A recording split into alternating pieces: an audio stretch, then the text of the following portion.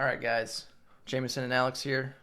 Let's talk D&D and Pathfinder and give 5 reasons why you should switch to Pathfinder. 5 reasons why you may not want to. All right. So let's just get right into this.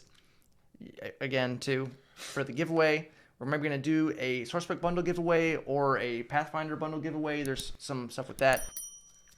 5 reasons. I'm going to start with Pathfinder on here. So yes. I've been looking more and more into this, and I've found a lot of information. First of all, we have our short series, which I'm going over direct comparisons of specific mechanics from D&D 5th edition to Pathfinder 2nd edition, which you might not even be aware that there is a 2nd edition to Pathfinder. It's only been out for a couple of years. Yep. So if you've not been keeping up with it, you might not even know that there's a new version to it. Nope. So if you originally dismissed Pathfinder because you're like, oh, all this stuff over here, well, there's a new version of that if you weren't aware. Yep. So we're talking about the new version. With Pathfinder 2nd edition, I think the first reason why you should consider switching is the character customization. Yep, I get that. I see that. It is incredibly flexible. Mm-hmm. So the big thing with it is with D&D, for example. We all are familiar with this since this is originally a D&D channel.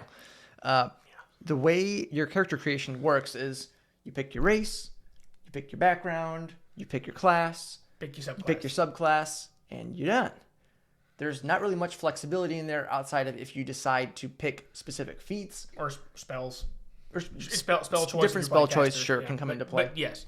But with feats, first of all, technically feats are optional. Officially in the books, they're considered optional, even though pretty much everyone I've ever played with uses feats. But they are far would you not? Optional. You also have to give up ability score increases to take said feats. So there's that. With Pathfinder, there are 4 different kinds of feats. Yep. Ancestry, class, general, and skill. And the way you get these are they fall on different levels, so you're not having to give up ability scores to get those. Also, there's pools of options for each of these things. Yeah. So you could literally take the same, race, background, class option, subclass. Subclasses are a little bit different in Pathfinder, but that's a whole other discussion in and of itself. And have a completely different build every single time because you can choose different feats. And the feats there's so many different kinds, and you get them at different levels. Yep. That adds a lot of customization to your character building, which I think is really interesting. This is true. The second reason I think you should consider is the action economy and the way critical roles work. Yep. So the actual gameplay itself and on that side of things. So D&D, you have your movement, action, bonus action, reaction. That's what you can do on your turn. Yep. In Pathfinder, it kind of consolidates those down. You actually have 3 actions and a reaction. Yep. Now, the difference is that you have more ways to use your actions. Yeah. Because a lot of times you might have characters, like in 5th edition, they might say, can I do this as a bonus action? Or, can I yell to my friends as a bonus action? Or can I do this as a bonus action? And it's kind of like a weird thing to have bonus action because some classes have regular uses of bonus action. Some have none. And some you use your one thing and you don't ever use a bonus action again. Use bonus action to rage, and then you don't have a bonus action. You're not 2 weapon fighting, so you don't use it again. Yep. So that can be a little awkward, and it's kind of confusing for some players as they don't, understand the difference between action and bonus action. Why can I do this or not do this? So Pathfinder has 3 actions, but movement is included in that. But there's also more things you can do, like raise your shield, take cover. There's, there's a lot of things you could potentially do. Mm-hmm. So it gives you a lot more flexibility and strategy in combat. Of course, it also does the same thing with spells, where different levels of spells can take multiple actions. So a little quick, small spell, maybe 1 action. Some spells are 2. Some of them are even 3 full actions. So your entire turn does take just 1 spell.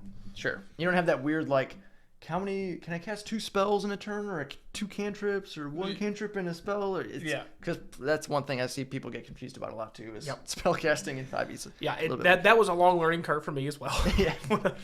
Especially when you watch certain shows or other people play and they don't adhere to some of those rules. Yep. Then you get even more confused, because it's now wait a minute, they did this. Right, I swear they did.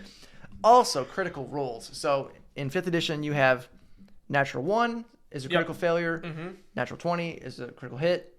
But again, too, technically, there are no criticals for ability checks.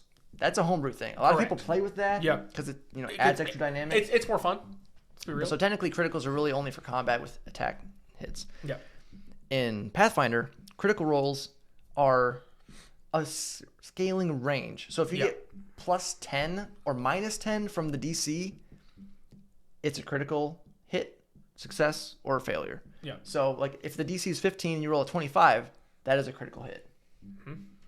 If the DC is 15 and you roll a 5, that's a critical failure. Yep. So, and then you have like degrees of success as well. So like, for example, saving throws, if you have saving throws 15, you roll a 20. That's only 5 over. It's a success, so you might take half damage. Yep. But if you had a critical success, like you rolled a 25, you take no damage. So it has degrees. Like evasion all of a sudden. Yeah, it's like degrees of success and failure, which add extra dynamics to that. And it makes, it's more exciting, I think, as a player when those things hit, because, a natural 20 is not, I mean, it's a 5% chance that it's going to hit. Unless, you have like, feats or, ways to increase your critical hit chance, like 19. There's other classes and abilities. To me, it also, a lot of times, it sometimes feels bad. You're like, well, I rolled a 27 on my, Constitution saving throw. It wouldn't have mattered if you rolled 1 over it. Yeah. Like the save is 15, you roll a 16 or a 30. Because if you got your saving throws you're proficient in and something that doesn't have a super high DC tries something, you're like, oh, okay, well, I'm going to take half damage at least. Half damage. It's like, yeah, I should be taking freaking 0. I rolled 40 over his DC. Right.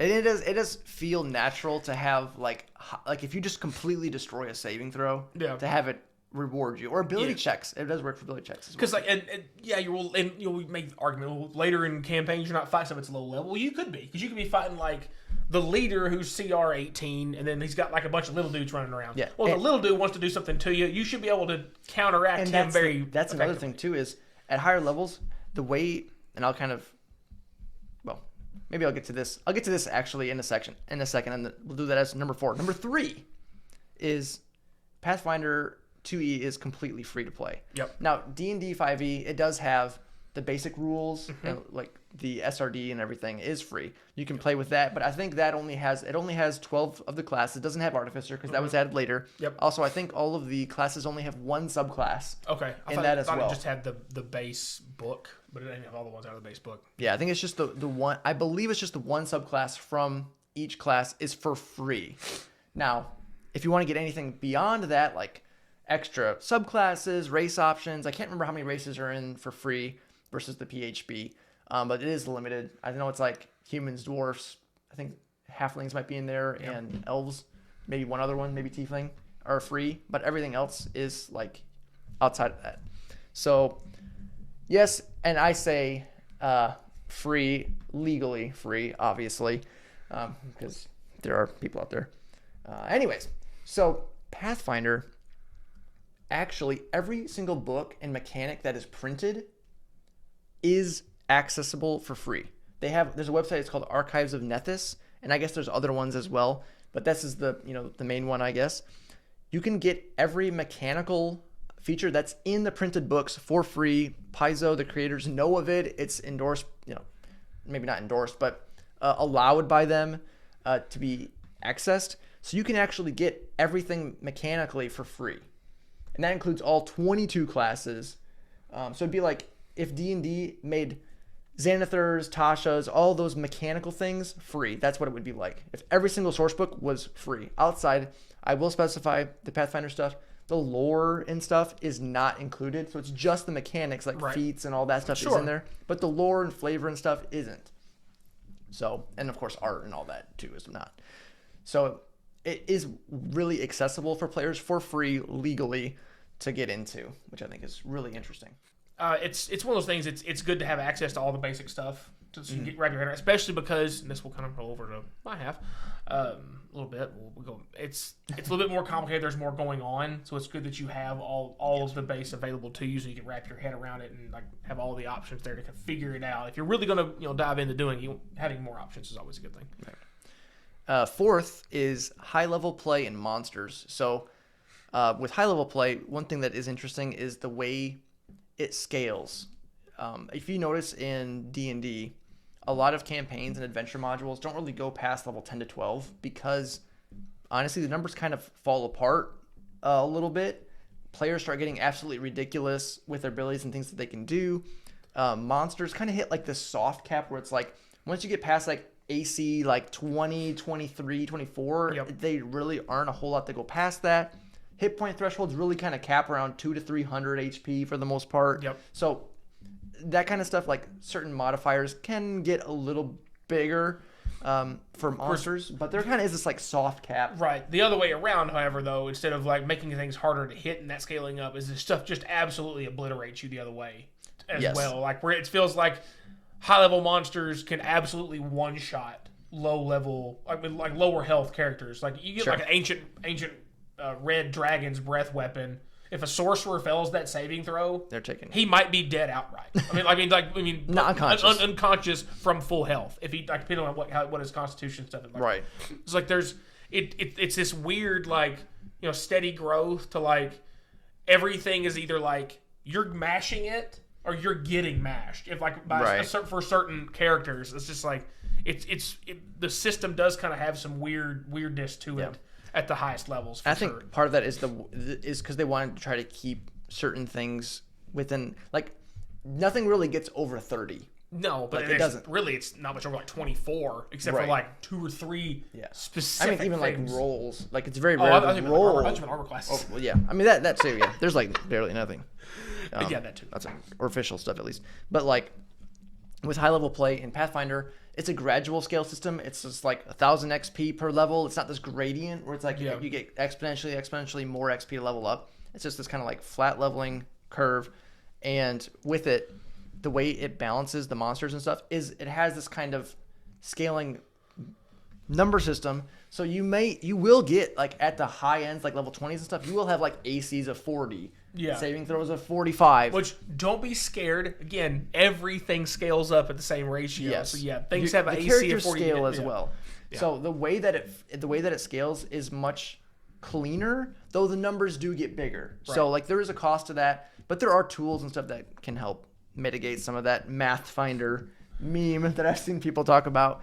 But it's not as bad as it might sound that these numbers get crazy because the players are gradually scaling as well, and as they scale, they can focus in on specializations, which is going to make the things you're specialized in really, really good. And the things like your weaknesses are going to be more apparent as well because you can't specialize in every which single also category. Makes sense because it does give player, it encourages your party to work together to find different skills to be better at and lets everybody have a chance to excel in that thing. Like this is my thing. This is your thing. That's your thing. Makes sense. And then one of my biggest pet peeves is monsters. Just boring monsters. Yeah. Like, it can just be so disappointing when like release these new adventures and stuff and they're like, oh, it's got 20 new monsters and they have like multi-attack with like a claw and a bite and you're like, that's not a new monster, it's just the same monster with a different name. You know what I mean? Like he's got new art. It's kind of boring.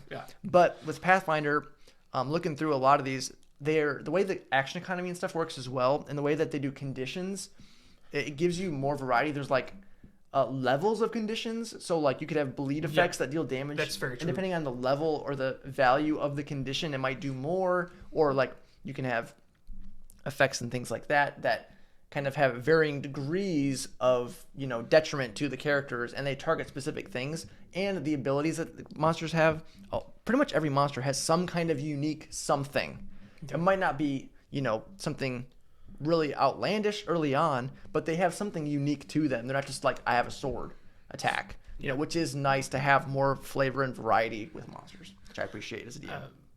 The one thing that and this is a complaint for both gaming systems, there's way too many conditions. There's way too many. I love that Pathfinder has the scaling thing where there's like 1 versus 2, because it does make sense that like if, this, again, CR17 monster can do this thing, it's not just harder for it to do, like easier for you to fail the save against it or whatever else. It's more potent when they do it versus this CR7. Right. You'd feel like you have to know what all the conditions do, but it's really only relevant when the condition happens. Right. And it's really just because I've kind of switched my position on this a little bit as I've been creating my own stuff and trying to create unique effects.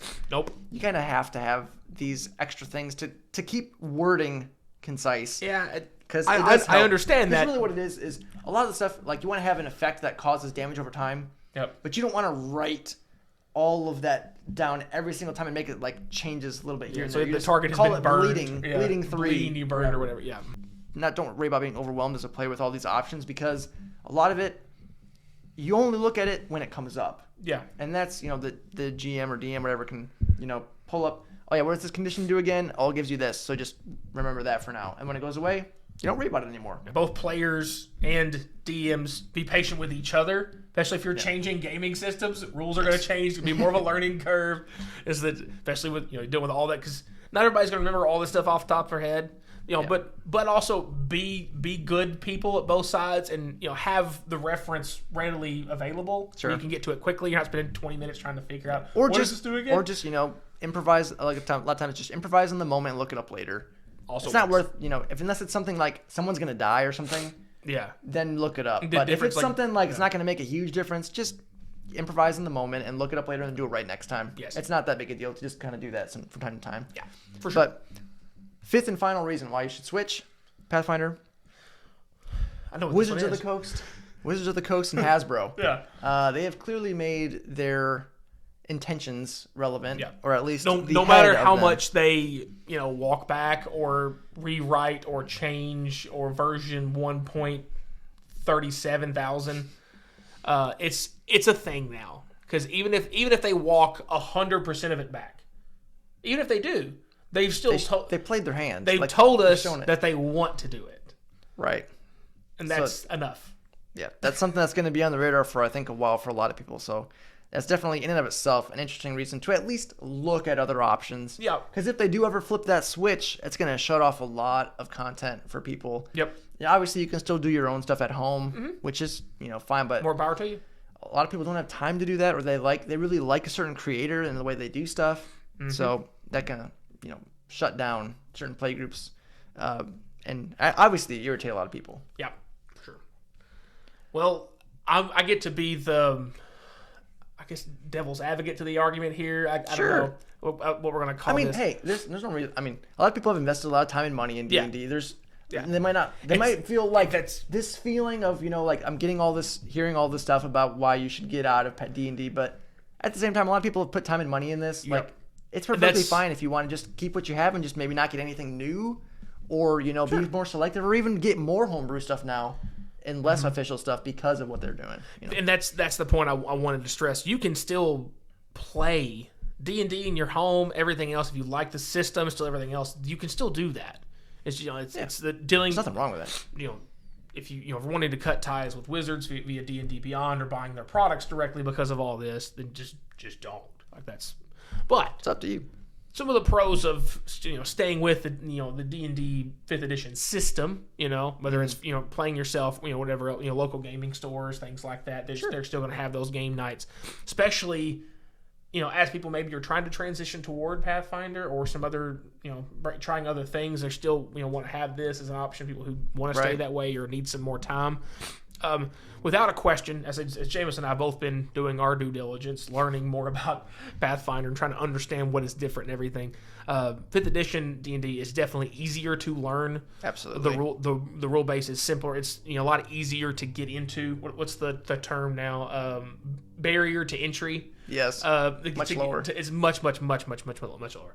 Like when we first started doing this, the first time we were going to play D&D, he bought the starter kit. Some of our other friends used the pre-made characters. I'm just like, you know what? I'm going to commit. I'm going to make my own thing from scratch.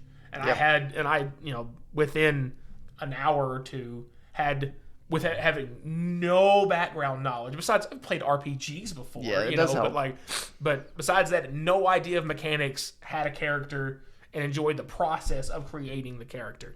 It was, it's super easy to understand if you have any background knowledge of gaming of gaming RPGs, like why a shield does what a shield does, and why a sword is different than this, and why a sword does slashing damage and a knife does piercing damage, and why a hammer, like all the other things that are in there, it makes sense, and it's easy to wrap your head around relatively quickly, and then it just gets into the more detailed stuff of understanding some of the more complex mechanics, that where it gets a lot more difficult. Besides that, it's really easy to get into.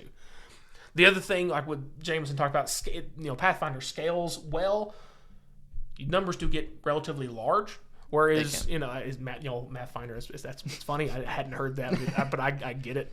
As with D&D, the numbers do stay a lot smaller. It's always going to be a D20 plus this. Right. You're going to be your biggest numbers.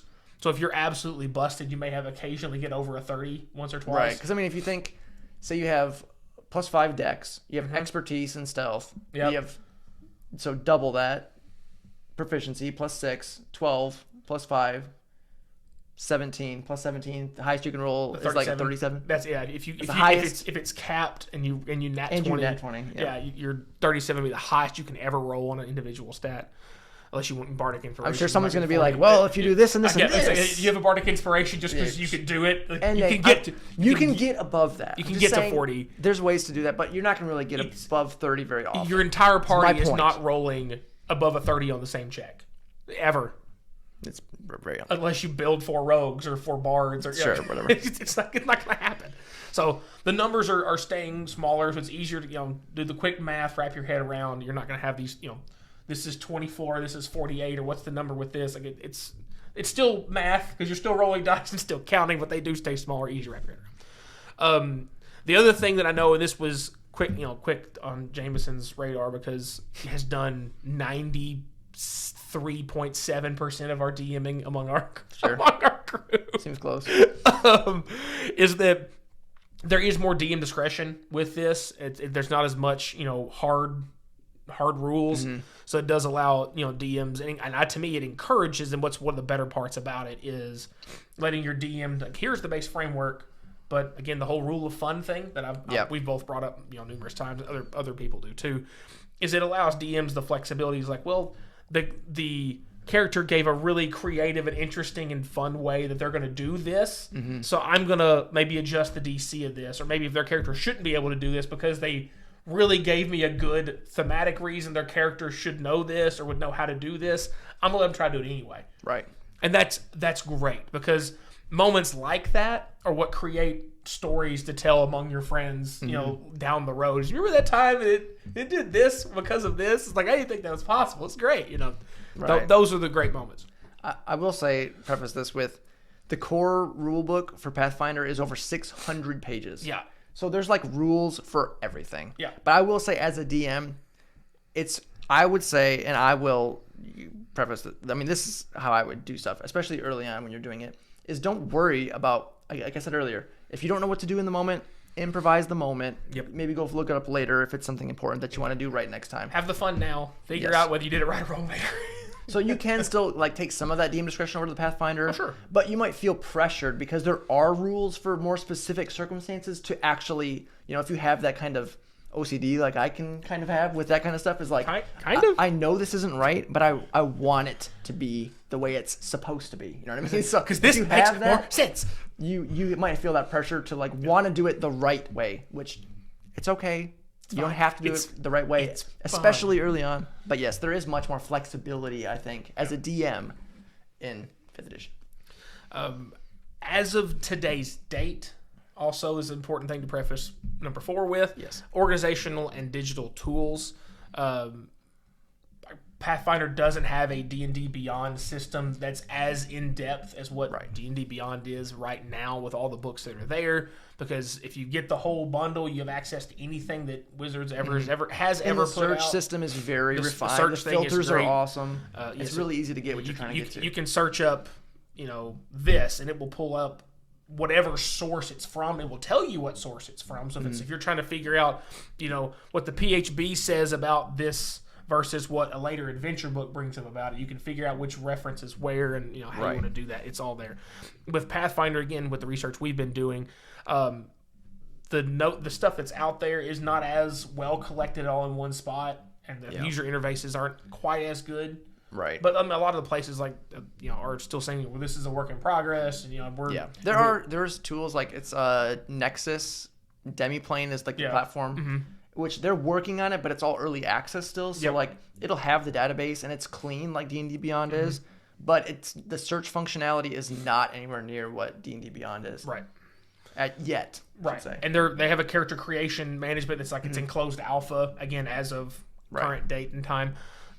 So eventually, if that's brought around full, that will go a long way to helping players there are some like third-party like individuals who've created like this path builder website, which kind of lets you build a character in like a system to help you build a character, but it's not like official or anything. Right. So like it has some little kinks. Like we were trying to do it the other day to figure it out, and there's some little things you're like, how do I add this thing? Like it's not very clear how to add specific things sometimes, but you can do it. It just takes a little bit of you got to play with it. Yeah, we're both like, where is this? I just want to get a shield. Where's my shield? Right. But yeah, there. And then finally, is the advantage and disadvantage system in 5th edition is simpler and both it's also interesting, and there's a lot of ways you can create advantage and disadvantage with rolls to let you, and it makes common sense. It's like, oh, okay, if you're poisoned, you're not well, so you can't swing your sword as well as you should. You disadvantage on the attack roll. And it's easy to understand, I think. Yeah. You roll twice. If it's disadvantage, you take the worst roll. Advantage, you take the better roll. And it can't be any more straightforward than that. If it says... And that's where, again, kind of what Jameson talked about with my complaint of there being 87,000 conditions unnecessarily, and I still agree. If there was like 20, I'd be like, there's too many, but I get it. There's 40, no, there's too many. Get rid of half of them immediately. But it's very important for concise writing, for DMs, for anybody creating content, even for players keeping their own stuff organized on their page, keywords that mean 2 sentences. Right. If you know, like if you played 5th edition D&D, you know what advantage means. You know what disadvantage means. You know what, concentration means.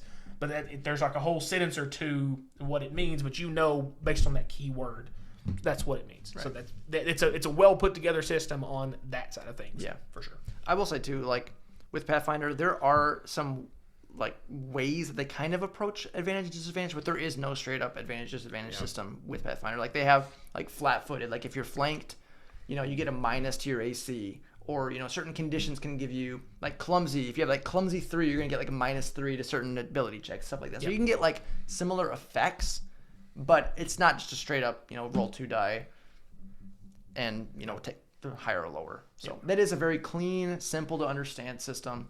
I think that is especially helpful for newer players. Yeah, absolutely. I will say too, I mean, this is a lot, probably already really long on here, but one way to help if you are considering doing this for either system, if you want to get into it, especially if you have people who are newer to RPGs and tabletop gaming in general, beginner boxes for both systems are helpful. Like the Lost Mines of Phandelver for D&D Beyond or the beginner box for Pathfinder are both really good resources to get into it because they kind of ease you in as a DM and player. Like, here's a ledge, so let's do an ability check. So it kind of introduces like, here's how you do this thing, and then it's like, here's a monster with this ability, and they can do reaction or not. So it kind of just eases players and DMs into the systems. So that's something to look at for either system if it's something you're considering. But yeah, that's our thoughts on here, guys. Let us know in the comments down below your thoughts with D&D, Pathfinder. If you're looking to try stuff out, if you're not, if you're hardcore one way or the other, keep it civil in the comments. There's some... we're on the same side. We're both playing tabletop RPGs. Obviously, we've done D&D for the longest time. We're just trying to get into Pathfinder a little bit now. And I think one thing to say, too, is if you have been playing D&D for a while, I think the transition is much easier than going straight into Pathfinder. Because it is a lot of similarities. You've at least you're in the pool already. Right. You may not be in the dark abyss of the corner, but you're at least in the pool. Yes.